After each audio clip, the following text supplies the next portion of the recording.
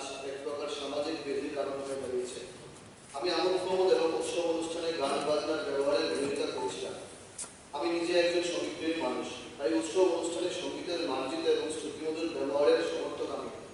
কিন্তু বর্তমানে আমাদের চারিপাশে সামাজিক অনুষ্ঠানে সঙ্গীতের নামে পাশ্চাত্য সংস্কৃতির প্রাধান্য বৃদ্ধি আমাদের কৃষ্টি সংস্কৃতিকে বিকৃত করছে। ডিজে সাউন্ডের বিকট শব্দে হাসপাতাল, বৃদ্ধাশ্রম সহ গৃহে থাকা অসুস্থ বয়োজ্যেষ্ঠ নাগরিকরা চরম মানসিক ও শারীরিক হেনস্থার শিকার হচ্ছে। শ্রবণ শক্তির ক্ষতি হয়। ডিজে সাউন্ড সিস্টেমের উচ্চমাত্রা স্মরণকারী আশেপাশের নাগরিকদের শ্রবণ শক্তি ক্ষতি করতে পারে। স্ট্রেস ও উদ্বেগ বাড়ে, ঘুমের ব্যাঘাত ঘটে, ছাত্রছাত্রীদের পড়াশোনায় ব্যাঘাত ঘটে, পশু পাখিদের সমস্যা হয়। উচ্চস্বরে ডিজের ব্যবহারে গৃহপালিত পশু পাখি সহ রাস্তাঘাটে বাজারের পশু পাখিরাও ভীষণ ভীতসন্ত্রস্ত হয়ে পড়ে।